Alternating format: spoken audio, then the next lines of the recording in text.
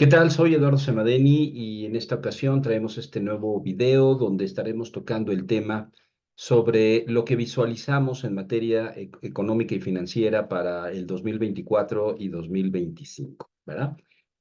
Nosotros en este próximo escenario de este año que está iniciando, que está comenzando, vemos 5 riesgos que pudieran cambiar para bien o para mal la situación económica, no solamente en México, sino también a nivel mundial. Y eso es lo que queremos explicar. ¿Cuál es nuestro objetivo? Pues que las empresas aprendan a tomar en cuenta el entorno económico cuando hacen su planeación financiera y cuando llevan a cabo sus decisiones de inversión y de financiamiento. Ese es básicamente nuestro objetivo. ¿Cuáles son los cinco riesgos que nosotros estamos visualizando para este 2024 y para el 2025? Bueno, los riesgos que nosotros estamos viendo son 5. Por un lado es el riesgo inflacionario, un riesgo fiscal, un riesgo político, un riesgo del crecimiento económico y obviamente un riesgo empresarial. Es decir, las empresas están en riesgo y vamos a tratar de explicar todos y cada uno de estos riesgos. Debido al material que tenemos ahorita, vamos a presentar esto en 3 partes, en 3 diferentes videos, los cuales pues les invitamos a ver todos y cada uno de ellos. Pero antes de empezar a analizar cada uno de esos riesgos, queremos decir lo siguiente. Miren, la mayoría de las empresas medianas y pequeñas lamentablemente no toman en cuenta el entorno económico. Aunque lo saben, quizá les parezca interesante a algunos, no lo incluyen o no lo hacen parte para lo que va a ser su planeación financiera, lo que es su análisis financiero.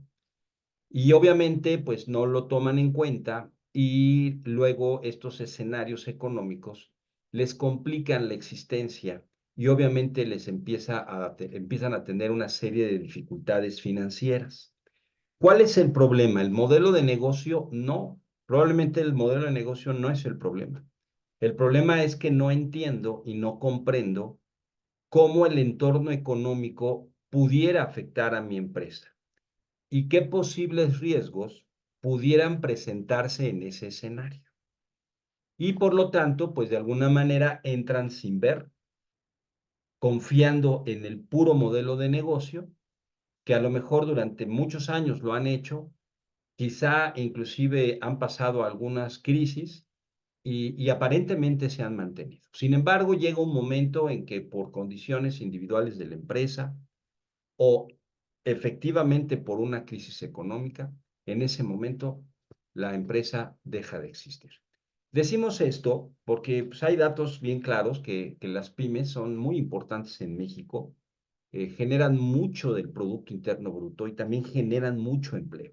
Sin embargo, en promedio, las empresas pymes llegan a estar en el mercado 7 años y medio y luego desaparecen.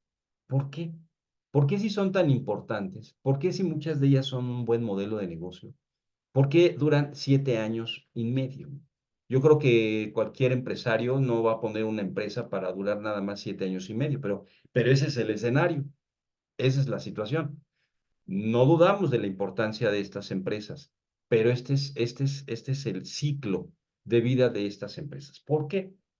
Bueno, antes de analizar estos 5 riesgos, queremos hablar un poquito sobre las pymes. Miren, si ustedes hablan, y quizá usted que el que nos está escuchando es un empresario, pero cuando usted habla con un empresario, cuando nosotros tenemos contacto con ellos, y les preguntamos por qué están en problemas financieros, ¿verdad? Muchos de ellos, pues por eso tenemos contacto, ¿verdad? Nos hablan porque ya tienen problemas financieros. Si tú les preguntas, pues, ¿cuál fue el problema? Y entonces ellos lo que te van a contestar, es un problema de mercado, es un problema de competencia, es un problema por las políticas que han adoptado el gobierno, es falta de crédito, no me prestan los bancos, no me prestan los intermediarios financieros. Y luego, pues, viene una recesión, pues nos da casi, casi la estocada, ¿no? Y por eso estamos en esta condición. Y esas son las razones. Sin embargo, nosotros no decimos que no sean importantes, pero no son las verdaderas causas. ¿Cuáles serían? Punto número uno, falta de planeación en el uso o asignación de los recursos económicos, es decir, el dinero. Y muchas veces eso lleva a tomar malas decisiones de proyectos de inversión, sobre todo los de largo plazo. Hay que entender que cuando uno entra en un proyecto de largo plazo de inversión, si lo haces mal, te va a afectar un buen rato, ¿no? O sea, son situaciones que deben planearse, deben analizarse, ¿no?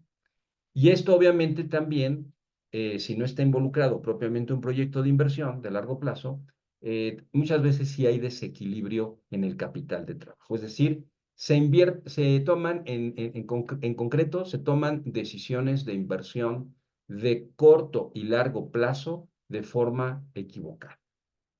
Y obviamente eso también conlleva a llevar o a tomar más bien decisiones de financiamiento de corto y largo plazo también de forma errónea. Y eso es lo que queremos plantear en este video. Por lo tanto, esa falta de planeación, esa falta de desequilibrio en inversión de capital de trabajo, la falta de políticas de reinversión de utilidades, porque muchas veces estos empresarios todos los años quieren pues tener su rendimiento, ¿no? Sus dividendos, pero muchas veces no hay políticas claras de reinversión de utilidades de tal forma que sirva como parte del financiamiento que las empresas pueden obtener. Se quedan esperanzados a que se les dé por parte de los intermediarios financieros y luego los intermediarios financieros no te prestan. Y tú no eh, tuviste una política de pago de utilidades o pago de dividendos para reinvertir las utilidades o capitalizar las utilidades y pues te quedas sin financiamiento, ¿no? Entonces, este es otro problema. Por otro lado, las decisiones se toman sin fundamento en términos económicos y financieros, ¿verdad? El hecho de que yo sea bueno en un oficio, eso no significa que yo sepa administrar el dinero. El hecho de que yo sea un buen doctor no quiere decir que porque sea un buen doctor, sé administrar el dinero. No por el hecho de ser un buen contador, aunque eso sí debería ser por naturaleza, pero muchas veces no sé administrar el dinero. No porque yo sea un empresario, quizá un buen empresario en alguna otra profesión, eso no significa de que yo sé administrar el dinero. Entonces, las decisiones se toman sin fundamento y obviamente lo que hemos dicho, se tiene pleno desconocimiento del entorno. Se sabe, ¿no? Lo que está ocurriendo, pero no entiendes cómo va a afectar a tu empresa y si ese efecto va a venir en el corto, en el mediano o en el largo plazo. Y como no pasó nada en el corto, pues sientes que no pasó nada y que ya no va a pasar nada, pero es que ese efecto no venía ahorita, venía para despuesito. Y tú no te diste cuenta y tomaste malas decisiones. ¿Por qué se da esta situación? Miren, este esquema que encontramos en la red nos ayuda un poquito. Miren, la economía se presenta en ciclos, ¿sí? Es decir, la economía tiene un ciclo económico que tiene un periodo de aceleración, luego tiene un periodo de desaceleración económica o ralentización.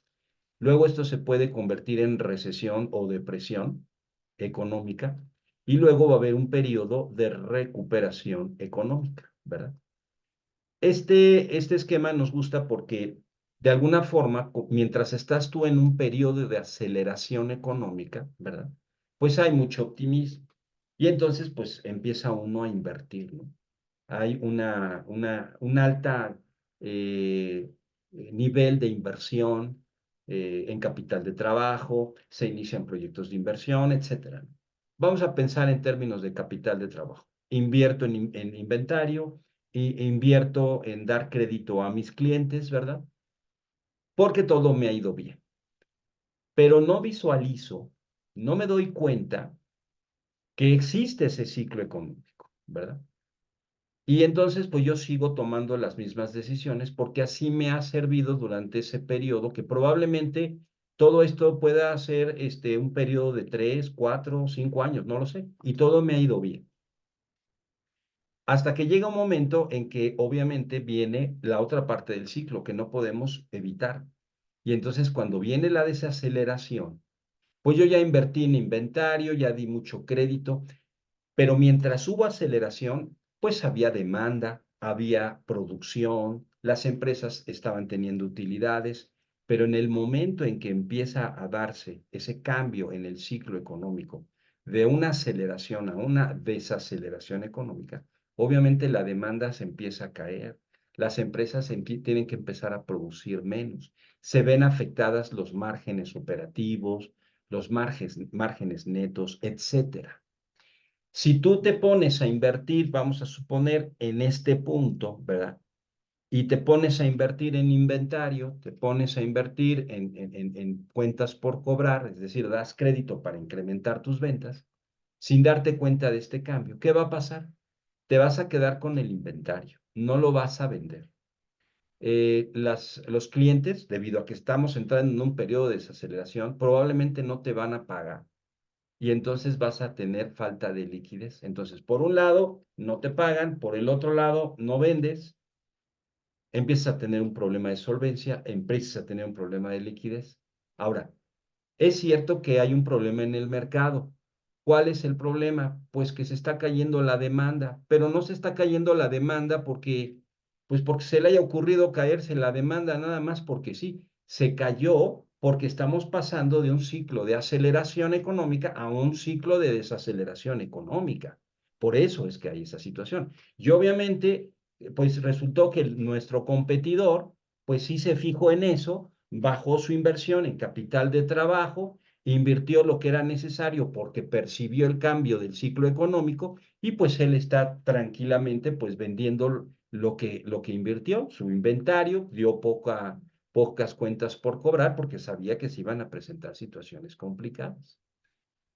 Y luego, pues a lo mejor el gobierno pues tiene que empezar con cierto tipo de decisiones, como por ejemplo subir las tasas de interés, y entonces pues se te complica peor la cosa. Te quedas con el inventario, no te pagan y luego para colmo te suben la tasa de interés y por lo tanto tus costos financieros se incrementan, ¿no? Y entonces tu condición ya es muy complicada. ¿Qué pasó? ¿Fue problema de mercado, de competencia, porque el gobierno tomó esas decisiones? Es que las iba a tomar, es que no es problema del mercado, es que estamos entrando en un periodo donde a todo el mundo, todos los mercados se están cayendo, porque hay un periodo de desaceleración que probablemente se convierta en una recesión y probablemente se pueda convertir en una crisis. Pero eso yo lo tengo que percibir, ¿sí? Esto es por lo que nosotros creemos que esta información que vamos a proporcionar a través de estos videos es muy importante, ¿sí? Miren, esta información tiene que ver que, bueno, la dio el Banco de México en su informe sobre la estabilidad financiera. Propiamente va dirigido a empresas o instituciones financieras. Pero aquí podemos darnos cuenta de cómo se están comportando estas empresas de tamaño más o menos menor, o sea, pymes, ¿no? Y podemos darnos cuenta que durante la pandemia en 2020, el financiamiento, las carteras que estaban, más bien, los créditos que estaban dando de acuerdo a las carteras de los intermediarios financieros, pues se cayó, ¿no? Se cayó.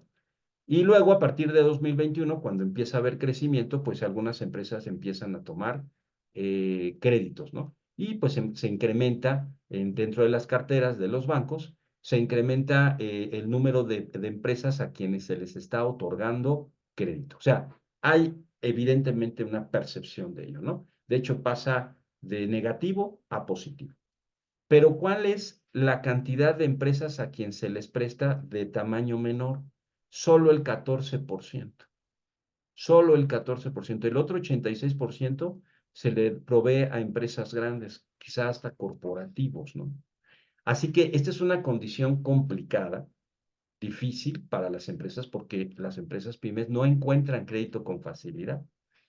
Esta gráfica nos marca otra vez lo mismo, pero ahora en términos del índice de morosidad, de acuerdo a las carteras bancarias. Si bien las empresas de menor tamaño ha bajado su morosidad, entendiendo morosidad que no se paga en tiempo y forma, ¿verdad? Y eso te genera no solamente intereses ordinarios, sino también intereses moratorios y también comisiones por cobranza. Ha caído, sin embargo, vemos que este nivel hace importante ver que la morosidad entre empresas pequeñas y grandes empresas, pues todavía sigue siendo más o menos importante, ¿no? Es decir, cuando no se toman buenas decisiones, de por sí prestan al 14% a empresas menores y luego tienes problemas de morosidad porque te quedaste con tu inventario, porque no te diste cuenta de lo que estábamos mencionando, pues se te complican más las cosas, ¿no? Aquí hay una gráfica que también presenta el Banco de México en este informe de estabilidad financiera, que fíjense, los bancos no tienen tanta índice de morosidad. Sí, aquí creció, luego aquí se disminuyó, ¿verdad? Pero es bajo y estamos hablando del 78% de los créditos. Entonces, ¿quién le da crédito a estas empresas? Pues se van a entidades reguladas como Sofipos, Sofomes, ¿verdad? Entre otras. Y vemos que el índice de morosidad, pues, no es tan malo. De aquí subió y volvió a bajar. Pero muchas son otorgados los créditos por entidades no reguladas, que normalmente son SOFOLES, ¿verdad? Que no están reguladas, se conocen, se sabe por la Comisión Nacional Bancaria que existen, pero todavía no se le regula quizá por el tamaño. Y vean ustedes cómo creció esta condición. Lo cual obviamente habla de que las condiciones en las empresas pues no son realmente las adecuadas para solicitar créditos. Es decir, piden crédito cuando su condición financiera no es la óptima para pedir ese tipo de créditos. No planean, no hay planeación. Estas empresas pues solamente están otorgando el 13% de los créditos, las empresas reguladas el 10% y como veíamos el 78% de estas empresas. ¿Y por qué? Porque los bancos sí se fijan en la condición financiera de la empresa, lo perciben, son expertos y entonces dicen no, no vamos a prestar así con tanta facilidad y esa es la realidad. Y también podemos decir de la gráfica anterior que esta caída del índice de morosidad mucho se debe a que no se les otorga crédito y por eso cae el índice de morosidad porque ya no se les prestó, ¿ok? Eso es lo que podemos percibir, o sea, sí hay problemas al momento de solicitar financiamiento y obviamente eso conlleva, ¿para qué quieren el financiamiento? Pues conlleva para la compra de activos, ¿no? Para invertir en activos, tanto de corto como de largo plazo, activo fijo o activo circular. Para darnos una idea, esta tabla ya no es tan reciente, pero la tiene el Banco de México como el último informe en términos de crédito para empresas grandes y empresas pequeñas. Y aquí tenemos la empresa grande, tenemos la pyme, y vean ustedes la tasa.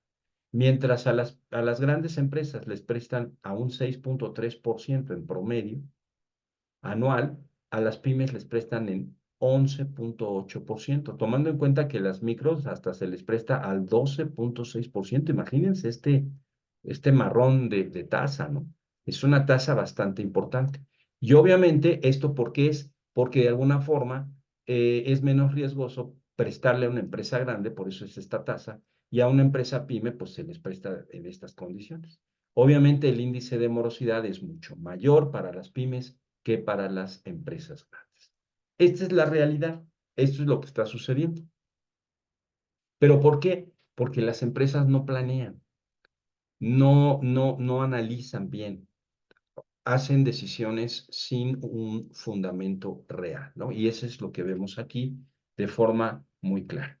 ¿A qué se debe esto? Bueno, ya en términos de concepto o conceptuales, miren, así como hay ciclos económicos, también hay ciclos de los negocios. ¿Cómo deberían ser los ciclos de los negocios? Debe entenderse que estos ciclos son subyacentes al ciclo económico. O sea, yo tengo que tomar mis decisiones en función del ciclo económico. Por lo tanto, el ciclo de negocio es una respuesta a que yo comprendo el ciclo económico y tengo una perspectiva de lo que va a pasar. Y como esto lo incluye en mi planeación, pues obviamente cuando viene el susto, pues no me asustó tanto porque ya lo estaba yo esperando y administré en función de esta condición en particular. Aquí obviamente me estoy refiriendo a una crisis, ¿no? Porque eso es lo que normalmente le pega a las pymes, bueno, a todos, pero esto es lo que les da como jaque mate o la estocada, ¿no? Como en el caso de las corridas de toros. Por lo tanto, yo debo entender que mi ciclo de negocio, mis decisiones, deben ser una respuesta a mi comprensión y perspectiva al ciclo económico, sobre todo cuidándome de la crisis. ¿Por qué me tengo que cuidar de la crisis? Porque luego uno piensa, y luego se dan diplomados cuando hay crisis, de cómo hacerle frente a una crisis, ¿no? Eso no es cierto. La crisis, cuando ya estás en ella, no puedes hacer mucho. Tú debes planear tu situación financiera para una crisis antes que estalle, no cuando ya llegó. Eso es importantísimo. Antes, tú debes de prever antes las cosas. Por lo tanto, ¿por qué me debo preocupar por la crisis? Y como la crisis es parte de un ciclo económico, pues obviamente se va a repetir, va a ser periódico esa situación. O sea, ya vino una crisis, pues ahí viene otra. ¿Cuándo? No lo sabemos con certeza, pero puede venir antes de lo que pensamos, ¿verdad? La pregunta es, ¿me estoy preparando o estoy esperando a que venga la crisis? Ahí no voy a poder hacer nada. Entonces yo me tengo que preparar antes de la crisis. Y si ahorita me estoy entendiendo que es parte de un ciclo económico, es porque ya va a venir otra crisis. Preparémonos desde este momento para la crisis. ¿Por qué no? Por lo tanto, una crisis económica, y vamos a ver por qué, pues es, como ya dijimos, es parte de un ciclo económico y obviamente los efectos son negativos. ¿Por qué? Porque hay una recesión, es una contracción económica. ¿Y saben cuál es el principal problema? Escasez de liquidez. ¿Qué es lo que mata a cualquier empresa? Entonces, esta escasez de liquidez es un verdadero problema. ¿Ok? ¿Estamos de acuerdo? Por lo tanto, como no se tiene una percepción, una comprensión y una expectativa o perspectiva, pues simplemente mi ciclo de negocio está quién sabe por dónde. Y obviamente ese ciclo de negocio, de mi negocio, pues obviamente tarde o temprano, el misma forma en que estoy administrando financieramente mi empresa me va a llevar a caer, ¿no?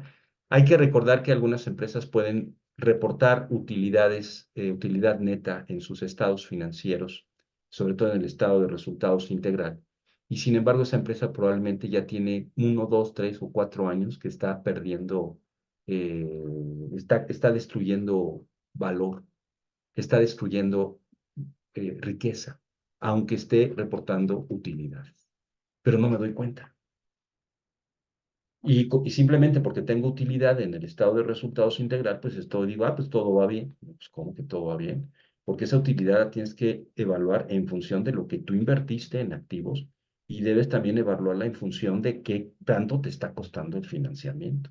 Y el ciclo económico, pues te está moviendo todas estas variables económicas macro todo el tiempo. No puedes, no lo puedes ignorar, pues. Ese es el punto, ¿no? Entonces, por eso es importante la información que vamos a presentar en estos 3 videos. Por lo tanto, como lo hemos puesto en nuestras redes sociales, nosotros, es nuestro pensar, es nuestra filosofía.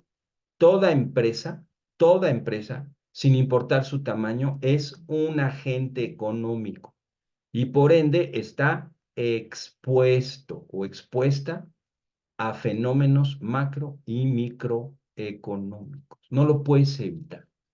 No lo puedes evitar. Tarde o temprano te va a afectar, ¿verdad? Por lo tanto, esta comprensión de que soy un agente económico, ¿verdad? Que mi empresa es un agente económico que va a estar expuesto a este tipo de fenómenos, pues debo comprender que la administración de una empresa va más allá de un modelo de negocio. Lo que decía hace un momento, no porque sea muy buen doctor quiere decir que yo sé administrar el dinero, porque muchas veces no lo es, ¿verdad? Por lo tanto, hay que comprenderlo, hay que entenderlo y se necesita el financiamiento. Por mejor que seas en lo que tú te dediques, una cosa es tu oficio y otra cosa es administrar eficaz y eficientemente los recursos económicos. Solamente queremos decir, para que se den una idea, siempre le tomamos miedo a las crisis y bien hecho, hay que tomarle miedo. Y una forma de poder mostrar una actitud prudente de miedo es prepararte antes de la crisis. Por lo tanto, ¿por qué se dan las crisis? Miren, las crisis son por varias razones el origen. Por ejemplo, una crisis puede empezar con una crisis financiera porque se generan burbujas inflacionarias por exceso de liquidez como resultado de políticas económicas, ya sea política monetaria o política fiscal. La cosa es que esas decisiones llevan a una burbuja inflacionaria. De ahí venimos. Es más, todavía no sabemos si ya se resolvió el problema de la inflación, que creíamos que era transitorio. Bueno, ¿qué les dice a ustedes esto? Pues que ya se está generando una causa un origen por lo cual se puede dar una crisis. No quiero ser amarillista, pero quiero administrar el riesgo. A lo mejor no pasa nada, pero lo quiero administrar. Bueno, esto ya se dio, ¿sí? Ya se dio. Mientras la Reserva Federal en los Estados Unidos quitaba dinero de la economía con su política restrictiva, una política hardish, mientras tanto John Biden, como el gobierno federal, estaba inyectando cantidades enormes de dinero. Dio más de 9 billones de dólares en programas para que los americanos tuvieran liquidez. Ahí está la burbuja inflacionaria, ¿no? Digo, ahí está, nadie la puede negar. Cuando esta situación se da, obviamente las políticas monetarias tienen que empezar a subir las tasas de interés para ir bajando esa inflación. Al darse esta condición, entonces el crédito se vuelve caro y las empresas ya no pueden pedir con tanta facilidad el crédito. Por lo tanto, empieza a haber una crisis económica. ¿Por qué? Porque las empresas, por falta de liquidez, ¿verdad? Porque como empiezan a subir las tasas de interés, se vuelve caro el crédito, empieza a haber alto endeudamiento en las empresas, poca inversión, y por lo tanto los bancos empiezan a cerrar créditos. ¿Se acuerdan que les dije, es que no nos dan, no tenemos capital, no nos financian? Pues sí, ¿por qué? Pues porque eres muy riesgoso, y lo que estamos viendo hacia adelante, pues me hace pensar y decir, oye, no te puedo prestar, ¿ok? Bajo esa condición. Por lo tanto, se cierra el crédito. Así que empieza a generarse nuevamente, o bueno, de forma más importante, una crisis, ¿no? Una crisis económica. Luego, ¿qué pasa? Bueno, pues obviamente como empieza a haber un alto endeudamiento, las empresas lo que hacen es bajar sus costos. Uno de esos costos fijos, sobre todo, es el empleo. Cuando empieza a aumentar el desempleo, la demanda se cae. ¿Por qué? Porque la gente ya no tiene dinero y por lo tanto ya no consume y entonces ya no te compra lo que tú estás produciendo. Entonces se empieza a generar todavía más crisis. Y luego viene la debacle. Aquí es cuando ya viene la debacle, que es una crisis por deuda. ¿Qué pasa? Como hay alto endeudamiento, no hay inversión, los bancos tienen que cerrar el crédito, ¿verdad? Muchos de ellos a veces ya no recuperan los créditos que otorgaron y por lo tanto empiezan a tener problemas de capital, de índice de capitalización, empiezan a tener problemas con la brecha de efectivo y entonces quiebran. Y entonces hay que rescatar a esos grandes bancos, ¿verdad? A través de gasto público. Es que más que menos, ¿no? Y obviamente entonces los gobiernos empiezan a tomar ciertas medidas de austeridad, empiezan a ajustar los egresos, ¿verdad? Porque ya están en una condición muy complicada. Pusimos en rojo la primera y la última porque esto ya se dio. En México la austeridad y el aspecto de la burbuja inflacionaria ya se dio. Así que ya hay dos llamaditas de que hay que cuidar, o sea, hay que administrar el riesgo, ¿no? Bajo esta condición. Bien. ¿Cuál es la situación económica actual en México? Bueno, la situación actual en México es la siguiente. Hay bajo desempleo, el peso está muy fuerte respecto al dólar, todavía hoy está en 17.04 pesos por dólar. El déficit lo hay, el déficit fiscal, pero está estable. La actividad económica está en zona de crecimiento y también lo que es la balanza de pagos también está en buena condición superavitaria. Sin embargo, hay unos factores negativos. ¿Cuál? Pues que la inflación está muy alta, las tasas de interés también están altas. Hay un riesgo para este año y el próximo de riesgo de estabilidad fiscal. Las importaciones hoy por hoy, de acuerdo al INEGI, están en contracción. Eso pudiera decir que a lo mejor estas empresas están percibiendo que se va a caer la demanda y por lo tanto empiezan a importar menos, empiezan a comprar menos capital de trabajo. Y por otro lado, la economía estadounidense tiene datos divergentes. ¿A qué nos referimos? Bueno, pues que algunos datos hacen pensar que sí va a haber una recesión en Estados Unidos y otros datos hacen ver que no se va a presentar una recesión en Estados Unidos. El término medio, pues va a haber una leve recesión. A eso vamos a llegar, ¿no? Posiblemente. Pero obviamente no sabemos con claridad qué está pasando porque los datos son divergentes. A veces muestra que sí, a veces muestra que no. La inflación en Estados Unidos ahora fue más de lo que esperaba, sin embargo, bajó el gasto de los consumidores, ¿no? Gastaron menos. Entonces, la segunda pues, es una muestra de desaceleración económica, la primera es una muestra de aceleración económica. Ese es el escenario que tenemos en este momento, bajo esta situación. Por lo tanto, vamos a ver brevemente lo que es el riesgo inflacionario. ¿Qué es el problema del riesgo inflacionario? Miren, como ustedes saben, la inflación, que es la línea negra, pues creció de forma importante, ¿no? Casi el 9%. El asunto está en que el Banco de México, para cambiar esta situación, tuvo que subir las tasas de interés. Ahí es donde viene el ciclo, de un ciclo de aceleración a un ciclo de desaceleración, que de alguna forma es provocado por el Banco de México. Sube la tasa de interés subiendo el crédito y eso hace que las empresas dejen de solicitar crédito y por ende entonces dejan de invertir y tienen que bajar sus costos, que es lo que han hecho muchas empresas. La inflación empieza a ceder, pero el Banco de México sigue subiendo la tasa de interés. Actualmente está al 11.25 y ahí las ha estado manteniendo en 11.25. Es un crédito caro, ¿no? Desde marzo de 2023 llegó al 11.25 y ahorita estamos en febrero, la última decisión de política, y seguimos en el 11.25%. O sea, las tasas siguen altas. El asunto es que, ¿qué va a pasar con la inflación? Mientras la inflación sea alta, va a seguir tasas altas. ¿Qué dice el programa monetario del Banco de México, que es el que sube y baja las tasas de interés? Bueno, ellos dicen la siguiente situación. ¿Qué es lo que pudiera pasar? Que sigamos con inflación alta y por lo tanto con altas tasas de interés. Por un lado, la posibilidad de que el componente subyacente siga persistiendo alta, la inflación subyacente, en magnitud, alcance y duración. Miren, esta inflación se le quita lo que tiene que ver con alimentos y lo que tiene que ver con aspectos de energía. Por lo tanto, esta inflación subyacente debe estar por abajo de la inflación general. Sin embargo, no ha sido así. La subyacente está por arriba de la general y eso es una señal de persistencia de inflación de largo plazo. Entonces, hay que bajar esa inflación.